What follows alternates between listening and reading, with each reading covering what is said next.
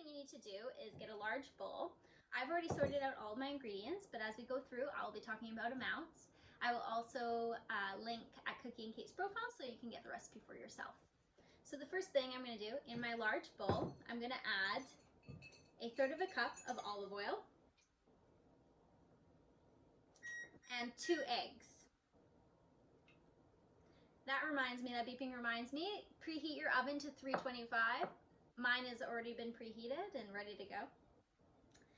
I'm going to whisk the eggs and the oil together. Once they look like they're blended a little bit,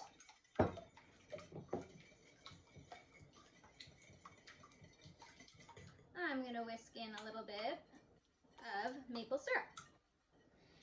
And this is 1/2 cup of maple syrup. So it should look something like this.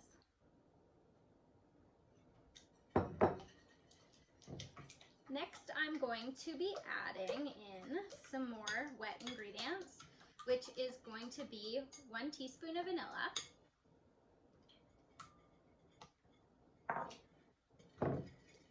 and 1/4 cup milk,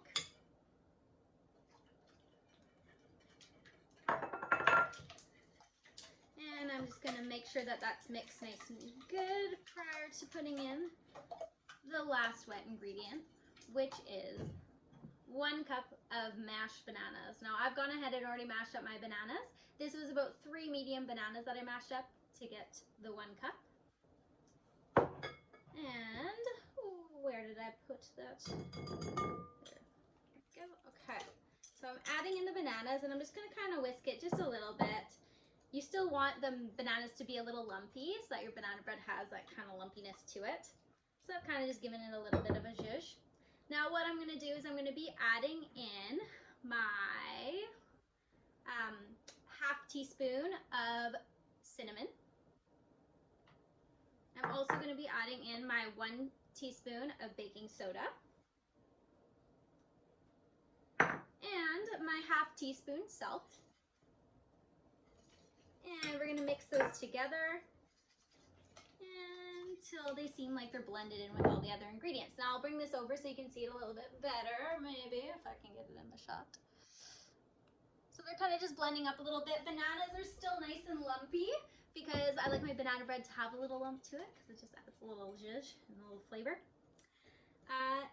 And the very last step, super easy, this is a quick and easy recipe, is I'm going to be adding in the flour. Now this is 1 3/4 cup of whole wheat flour.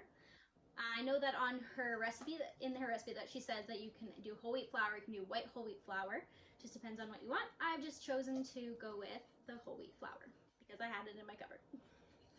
So I'm just adding this. Now you don't need to mix this too aggressively. You just need to mix it until all of that flour and those wet ingredients are combined. Like I said, I want it to still be lumpy, so I don't want to overmix.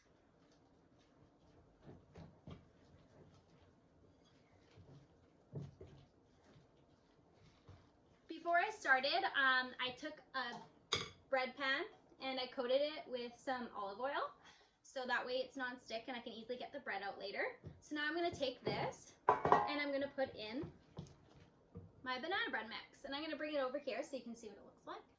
So that's the banana bread mix. So you can see that there's still some banana in there that's kind of lumpy. That's how I like it, and that's how Cookie and Kate also recommends doing it.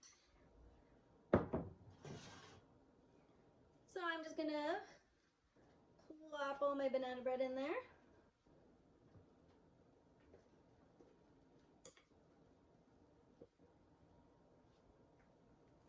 I am only 4'10", so it is very, very difficult with these high counters. I am standing on my tippy toes right now.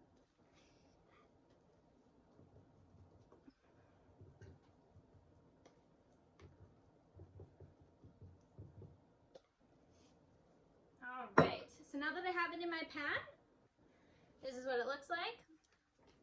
I'm going to kind of shake it around, just make sure it coats the pan nice and evenly. And now I'm going to be placing it in my oven that has been now preheated to 325. I'm going to keep it in there from anywhere from 50 to 60 minutes. or until I stick a toothpick in there and it comes out clean with no kind of like gumminess on it. And that's that. I'll show you what it looks like later. So I've just taken the banana bread out of the oven. It took exactly 60 minutes for it to cook. I pulled it out at around 50, checked it. It was a little bit moist inside, so I added 10 minutes to the cook time. As you can see, it turned out nice and fluffy. It has a nice crisp top to it as well, and I just can't wait to have a slice. So go check out Cookie and Kate for the recipe.